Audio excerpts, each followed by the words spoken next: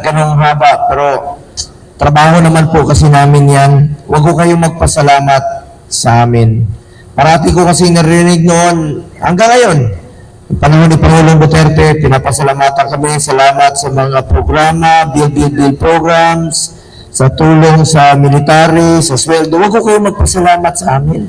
Sa totoo lang po, kami po ang dapat magpasalamat sa inyo dahil binigyan niyo po kami ng pagkakataon na makapagserbisyo po sa inyo. Maraming salamat po. Kami po ay mga probinsyano lamang. Alam po ni Rear Admiral Lino Dabian. Tagal po kami magkakilala sa Davao. Ang pwede ko pong ialay sa Pilipino ay ang aking kasipagan sa pagtatrabaho. Wala po akong piling araw sa pagtatrabaho, Lunes hanggang Linggo. Sa totoo lang, paborito ko yung araw ng Linggo kasi may go sa dulo. Ako po isang Bisaya na Batanggenyo. Taga Davao, pero marami akong kamag-anak na Batanggenyo, Tisoro, sa Tanawan at sa Santo Tomas. Ang lolo ko talaga laking Batangas at they migrated to Davao. Kung trabaho lang pag-usapan naman po, si serbisyo po ako para sa inyo. At hindi po ako politiko na mangangako. Hindi niyo po ako maririnig na mangangako. Pero alam ni Sir Lino yan noon pa man, dito lang po ako sa tabi na magsiservisyo sa Pilipino. At parati ko kung ipaglalaban ang kapakanan ng ating mga uniformed personnel, including Coast Guard, Navy, lahat po yan. Isisingit ko na lang po, bago ko pasalamatan isa-isa na rito.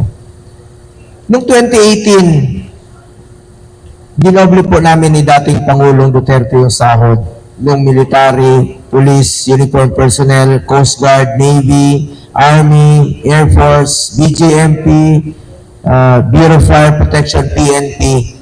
At ano po yun pagbibigay pugay at pasasalamat sa inyong sakripisyo. Alam na alam po namin ni dating Pangulong Duterte yung sakripisyo ninyo sa pagsiservisyo po. Ang hirap po maging sundalo, ang hirap po maging hukbong dagat, ang hirap po maging Coast Guard. Minsan napapalayo sa pamilya. At gusto namin pag nag-retire kayo, katulad ng ating oldest na natin dito, ang most senior natin, na si retired Captain Julian Adincola, mag-i-enjoy po kayo sa inyong retirement. At huwag ko kayo mag-alala. At parati ko naman pong ipinaglalaban yan. Kasi dinoble nga noong 2018. Kaya nung may mga panahon na may nag-file po sa Senado na meron pong contribution, ako po ang unang nag-object at ayaw ko pong maapektuhan ang mga active at retired personnel. Kasi nakaplano na, ayaw namin ng bigay-bawi. Dinoble nga, tapos babawiin mo. Lahat yan nakaplano na. Including the retirees, yung pambili nyo ng gamot, yung iba dyan, nakaplano na yan. Yung mga active naman, nakapag-loan na yan, meron na lang po natitirang take-home pay yan. Papakontribute mo pa. May mga pinapaaral yan. Nakaplano na lahat yan. Huwag naman sa mga retired at active. At patuloy ko pong ipaglalaban yan. Noon hanggang ngayon. At habang nandiyan ako sa Senado, may boses po kayo sa Senado.